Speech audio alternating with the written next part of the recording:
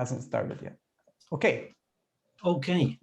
Hello, everyone. Welcome to this mini session on Monozukuri. This is a informal and in part improvised video cast with Joe and also with Daniel, of course. What we're going to do in the next 25 minutes or so is a reprise on Monozukuri to take further some of the ideas that Daniel introduced. So this is a conversation.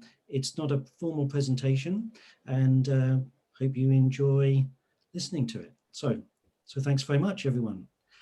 Okay, Daniel, let's just step back to your fantastic session and just ask you, you talked about Monozukuri, but can you give us a definition of it and why you think it's important and a kind of outline of some key things?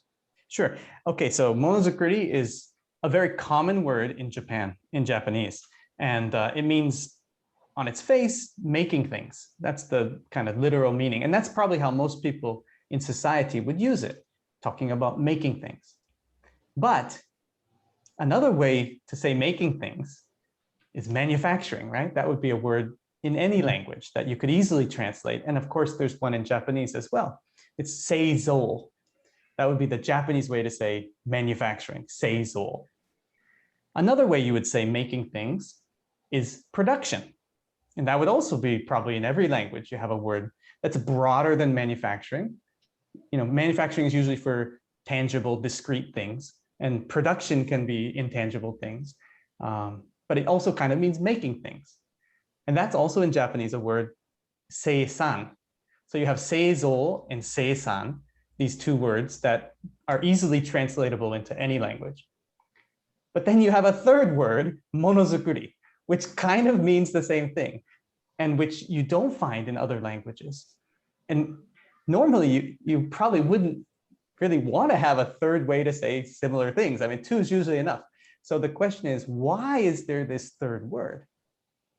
And I think that's where the essence of the definition, so what distinguishes it from the other two similar words, is that monozukuri includes selling things.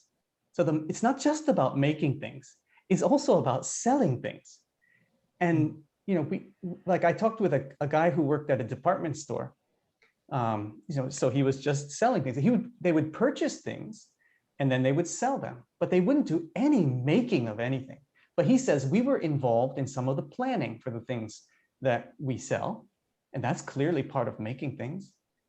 And so if you're in, and anytime you buy something, it's actually some sort of a plan is in there. So you can say that even if you're not deeply involved in the purchasing and the, you know, maybe the design, still when you're making a purchasing decision, that is a sense, it's making things. And so if you purchase something to then sell, that can be viewed as making things, at least in that's the way this word is used.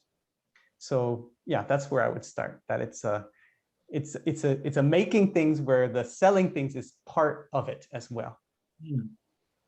And that's been something that's run throughout this module. So kind of Hiroshi spoke right at the beginning about the relationship to, you know, customers or clients, and about, you know, not thinking for the customer, but thinking as the customer. So there's obviously this deep connection with trying to connect to the person that's actually going to be using or purchasing this product or service. So that's, and in your sense, that's one of the sort of distinct elements of kind of Monozukuri, that it has that connection through to the end user or the customer. Yeah. I think so. The selling and the making are integrated in this word. So they're both part of the word. And of course, the customer then is, you know, in quite close to the making. Usually there's like one cushion, one step between the making and the customer, because you have to sell it. But if making and selling is one, then it's right next to the customer. And so I think, you know, that's, yeah. I think in most people's thinkings, especially if you run your own shop, you know, if you're like a one person, you know, sales, you know, just you have a shop somewhere, and I think that's probably how you're thinking, right? You know, you're not separating making things from selling things. I mean, that's probably, especially in the olden days when you made shoes for people or whatever, you know, your customer was the person you made the shoe for, and you put. So I think that monozukuri thinking is quite common probably all around the world still. It's just not in big organizations. Once it becomes kind of division of labor and then everybody's, doing their own thing, then usually these two get probably quite far from each other. But I think in a natural kind of just business sense, then probably they're actually not that far apart. But as companies and organizations mature, they push them apart and we get the silos.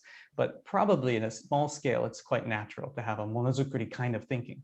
So then what's unique about Japan is that even for bigger organizations, they've somehow been able to keep this kind of mom and pop store thinking, even at the big scale. So I think that's probably what's also a distinguishing factor. Yeah, it was sort of along the lines of getting that picture of Monozukuri. I was thinking about maybe distinguishing it for people from, say, Lean or the Toyota production system and Kaizen, other concepts we've encountered. I think already the picture that you're identifying where it's reaching out, so it's expanding the bubble to include the customer, gives us one hint. But there are other ways that we might distinguish them or relate them. Right. I think, so Kodo does a good job separating Lean from Toyota production system, right? I think that was one of his slides. He said, similar, but we can say they're different in these ways. So I think Monozukuri is probably, how is it different from TPS and Kaizen? It's a much, I would even say, broader concept. It's a simpler concept as well. It's not all complicated. Like TPS has a lot of moving parts, and it's got some fundamental two principles and the house of Toyota, things like that. But it's not a simple idea. But Monozukuri is really not complicated. It's just making things and selling things. They're both together. And maybe one way also to distinguish it would be from like art. It's like people make things, but they don't necessarily sell them. Like that's not their intention is not to make it for selling. They're making it for a piece of art, and then maybe people will buy that. But Monozukuri has that selling side in it. So in that sense, it's probably closer to TPS, which is clearly for a purpose to make something, or with Toyota's case would be make cars. But so I guess it's closer to that as opposed to just making things for fun. But there is a fun side to it as well. And it may be used that way in society sometimes, that Monozukuri, just for Monozukuri's sake, that's okay. There is a purpose can be, in there as well. But TPS for TPS's sake, you probably wouldn't say, right? Because it's really to make a car at the end of the day. It's not just to do TPS. But Monozukuri has a beauty as well. So there's an integrity or a beauty in there. So that would make it similar to art. Would be good to just pursue Monozukuri. So in that sense, maybe closer to Kaizen, because I think Kaizen, just the continuous improvement, just to make things a little better, as a beautiful thing. I think that would be some similarity with Monozukuri. So one of the things that comes to mind is thinking about, like, from the outside, thinking of Japan, you immediately think, one of the things I think of is that sort of supreme craftsmanship of the sword or of the porcelain. Is there, would they use Monozukuri? Oh, yeah, definitely. Yeah, so that's all about Monozukuri. So when you say in English selling, and even in Japanese, selling kind of cheapens the word. So it's not so much about selling as about getting it to a user, someone who will appreciate it, and of course give you money because they know that it costs you money to make it and take your time. So you probably need some money, and they're gonna pay. Often they in Japan for these kind of Monozukuri things, they won't even put a price on it, or it won't be a set price. It will be kind of on a, depending on the person, you're going to charge different. Even if for the same thing, because it's also people who would appreciate it, they're going to pay a lot more than it's worth because they appreciate the person who did it, and they know that's like an artist, and so it's not really about how much did it cost you and what's your profit. It's not that kind of a thing. So I think swords, I think, is a very good example of Monozukuri, and it would be used that way for sure. That might be almost the best example, because it's a pursuit of perfection as well. Yeah. Is the I'm just thinking, is the end user or the customer or the client, are they actually within the Monozukuri system in the sense that they're almost co-creating? Is there a sense of that they're actually part of the? In fact, there's no selling at all because they're integral to the entire thing. So thinking of the sword, you might actually design it, the weight of it, the length of it, related to the person that's going to use it somehow. No, I think that's no sense are they a consumer? That like a is there a co-creation element, which is something talked about? Is there that side to Monozukuri? Yeah, I think I have a slide in there in the deck from May 12th, where there's a bicycle, and the front tire says customer and the back tire says company, and then riding on the bicycle says concept, and that means product concept. So the customer and the company, so Monozukuri would be the maker and the seller, or the maker and seller, and then the customer. So those two sides are co-creating this concept. And so I think that's the key part. So you can't really have a product concept without having a customer in mind. Even if it's it could be, a future customer. It doesn't have to be a current customer, but it could be even imaginary. And then people will come to that because they'll see how good it is. So it doesn't have to actually satisfy current needs. It could be future needs. But if you don't have that in mind, I don't think you can have a Monozukuri kind of world. It's definitely a co-creation. Absolutely. So picking up on that, there's co-creation with the customer, and then it's called the integrated product lifecycle, right through to the delivery and the experience of really unpacking and using. So the idea of flow, Monozukuri and flow. So I think people are just attracted to nice flow. That's why we watch ballet or ice dancing or ice skating, and maybe a lot of sports are that way as well. I think just this idea of flow, even if you go to like a master sushi, chef, the way they use their hands they do it right in front of you, right? That's some of even a ramen shop, it's all done right in front of you, and you really get to see this incredible flow. So I think that is viewed as the product as much as the thing you eat, right? So getting to sort of watch that being made is half or more of the experience. And I think that's part of the Monozukuri thinking, that the flow, that creation of this value or of this product, of this service, is just making that nice flow is as beautiful as a ballet performance. That would be sort of, it would be worth just not eating the sushi, just watching him make it. That's valuable enough. And I think it's true. Just amazing when you see the chefs use their hands like that. So I think flow is the key concept. And the way we describe flow, to try to unpack it, we talk about design information flowing, and that allows us to go from like a product concept, which maybe just a sketch, maybe start in someone's head, and then we talk about it. What should this concept be? What's the promise that this concept makes? And that's some sort of design information, very rough, and it's maybe in our brains, and then we put it into airwaves on sound. But so that's a kind of a transferring the information from our brains to our mouths and the sound.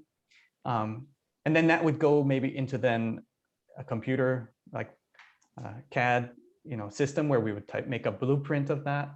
So that's then the information kind of getting augmented, but it's really kind of, as essence, it's the same information, just becoming maybe more elaborate, but it's going from our brains into the oral, and then into the digital, into the computer. And then once the design is set, now the key is to get that blueprint onto a physical product or some intangible service. that would be also essentially, you don't want to have any change. You want to have a perfect transfer of that concept all the way through, finally into the physical product or the service. The person's going to then consume it. And ideally, that would be they're consuming that promise and that it's fulfilled, it satisfied their needs. So then there's, then there's even the whole loop coming back. So the next product would be, kind of the feedback on those needs. How well did you satisfy them? Was it perfect? Very rare maybe to get perfect. So then you can get a little closer. Yeah, so I think the design information is just how we allow, even though the media or the medium is changing, but the design, what's the continuous thing that's flowing is this design information, even though the media will change. Yeah, I think that's a really that thinking about the information flows. I'm thinking about the Seki model suddenly, right. And bringing things, articulating them, almost like reifying them, realizing them in forms, and some of that information makes it around to the customer. And so let's say in healthcare, we spend a lot of time right now talking about patient education, or I prefer to say patient empowerment or engagement, that we give them some of the information to help them succeed. And a trend we see some places is salespeople being renamed as, customer success. That they're really trying to help the customer do something with what it is they're getting. Yeah. And in B2B, we often hear like a sales technician, they're not just selling, they're also, really giving maintenance advice in some cases. And I think it's definitely the case of, it's allowing the customer to be part of that. The design information, the closer you can kind of get to that customer, because it's really hard to hear those needs. Even the customers, even in B2B, are not always clear what they need, right? So like there's a 3M has a big center in next to Yokohama, and I've been to that center, and what they do is they just put all their stuff out there, all the things they've come up with, and they ask their customers to come in and play around with stuff. And just, is there any way you can use this? This is how we use it, but we think it could probably have other uses. And so it's a total kind of co-creation, so that the lead user kind of idea. I think that's very Monozukuri, I think, as to bring them together, not to have them, separate. You're sort of being very kind of evocative about, it's almost like a whole world that's sort of opening up a little bit. And one of the things you've also talked about is about sort of modular design, modular kind of manufacturing, where things get plugged in that are not so, maybe temporarily, or maybe, but things get plugged in. How does sort of modular ways of making things, where there's lots of kind of things that come in at certain times that might be, are they considered outside of this flow or part of it? Or does this sort of modular make Monozukuri harder or different? Or what are your thoughts on that? So at its essence, I think modularity is about, really it's about lowering costs through mass production. So you're trying to create a lot of something cheaply, but the result is you end up with less optimization.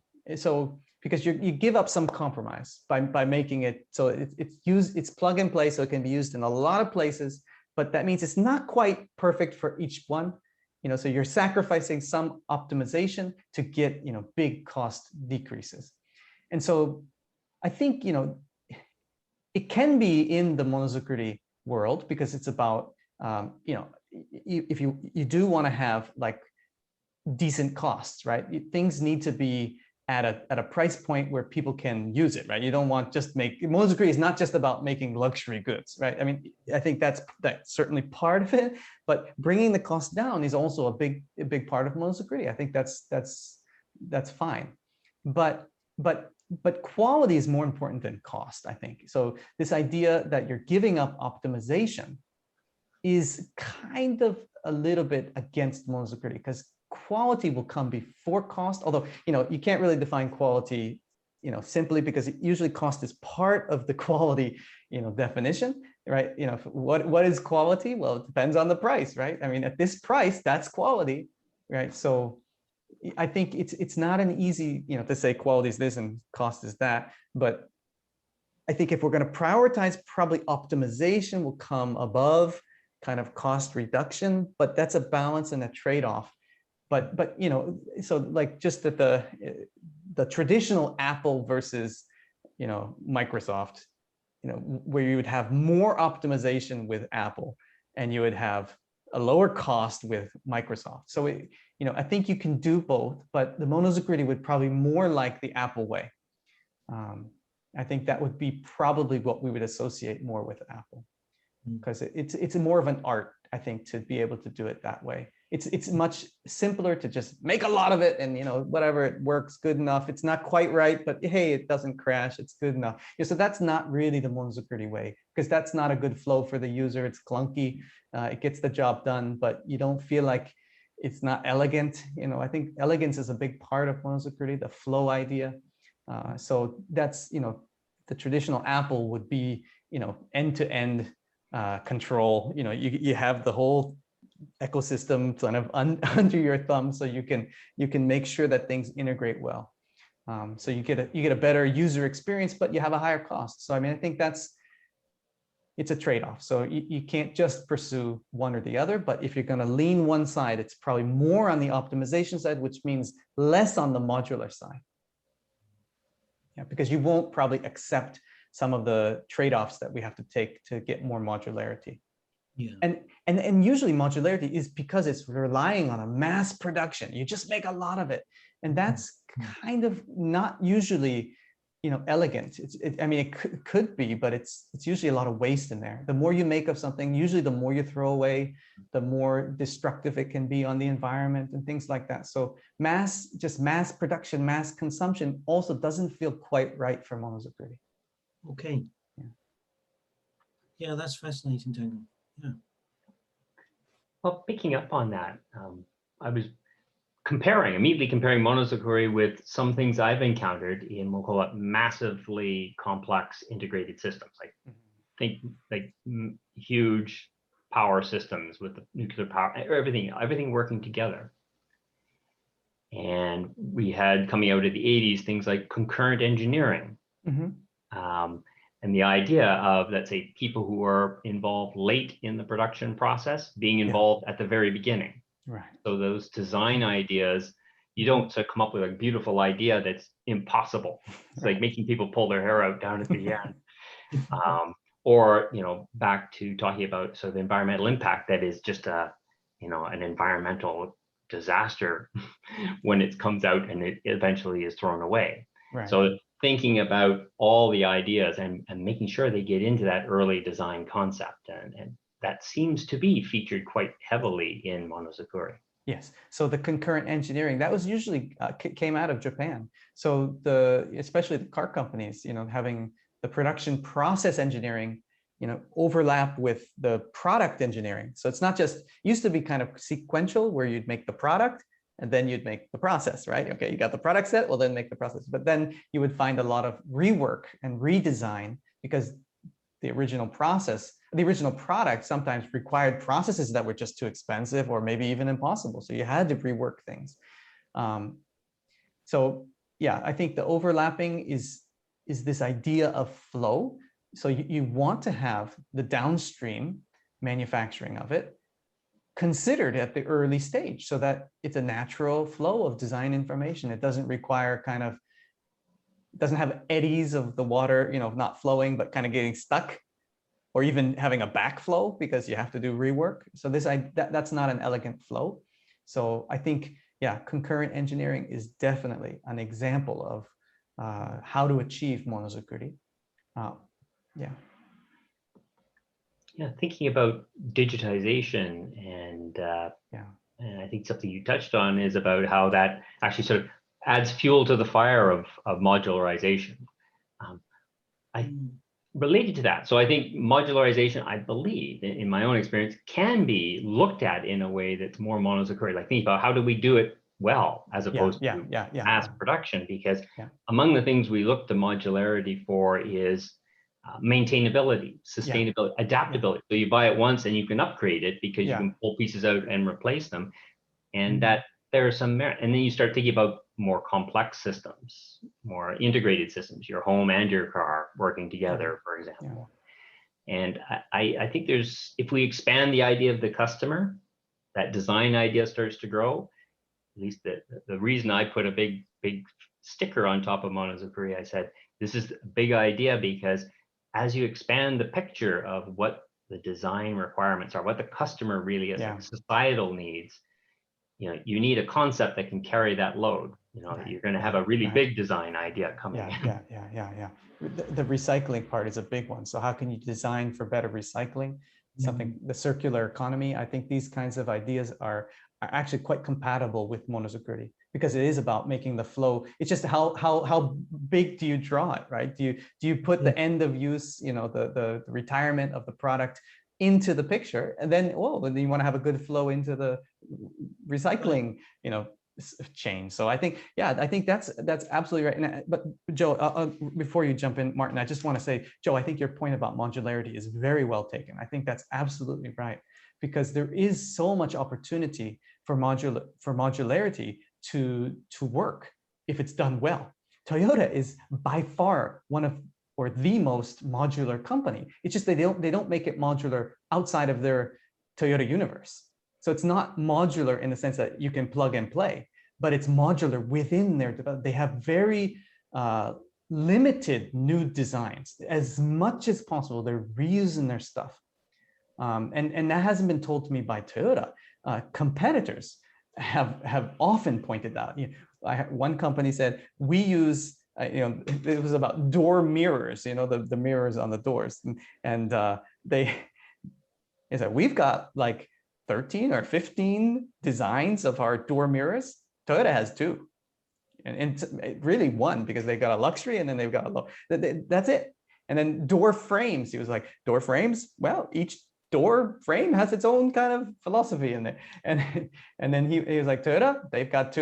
You know, it's like, you know, they don't make the same. They're all different, but the philosophy. So they're reusing kind of the thinking. They're not reusing. So it's a modularity of thinking.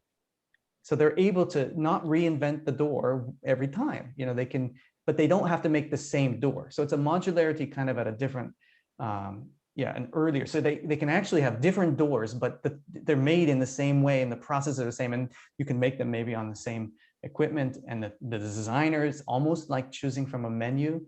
You know, it's not like every time they're making a new design, they could be very efficient and also have very good quality because you're sure that this is not going to have problems. So I think, modularity is a big part of the Toyota story, which they say standardization. That's the word they use, but it really means, I think, modularity in a non sort of, so it's like proprietary modularization. You know, often we talk about modularity. Any USB will work with any computer from any maker, but that's not what they mean. So maybe standardization is a better word because they're not talking about what we usually think of when they say modularity. But I think what Joe, you're saying, I think, you know, there are amazing things that modularity can and should be used for more. Yeah. Okay, that was a long answer. Sorry to interrupt you for a long time, Martin. You were about to say something, I think. Well, I think we should, are there any, unless we should probably draw this to a close. Any last observations, Joe? Monozukuri is a great, I think, as I put in my earlier notes on it, it's a great concept. I think its time has come. I think the world, I think it fits a nice, so even if it's slightly longer word, I think it is tattoo ready. Okay. Okay, yeah, I very much, I mean, I really I'll get my tattoo right here, I think. God, I can take a long word up here. It's a lot of space. So, I mean, I think it's been a really enjoyable conversation. First time we've done something quite like this, and you know, on the IMPM. Last words from you, Daniel. If someone wants to find out more, immerse themselves more in this, what next? Well, when COVID's gone, go to Japan. I think you'll see a lot of Monozukuri. I think it's really a part of the culture, and you in Japan you will learn and see and and you'll be amazed. I think, you know, when Monozukuri is working, things work. And when Henry Mintzberg, when he gave his lecture, this was actually back in 2015, he gave a like an online, you know, before we had to do it virtually, you know, we brought him in through whatever, WhatsApp or something. We brought him in, he gave a lecture at YNU, and, you know, someone asked him, what do you think of Japan? And he said, oh, Japan works. That's it. Japan works. You know, and why does Japan work? Why does it actually work as a society? Well, because I think Monozukuri is there. I think it just works, you know. So that's where I'd end it. Okay, great. It's been fun, and I've enjoyed it. Thank you, if you're guys. listening to this, and if you're watching it, you enjoyed it too. Oh.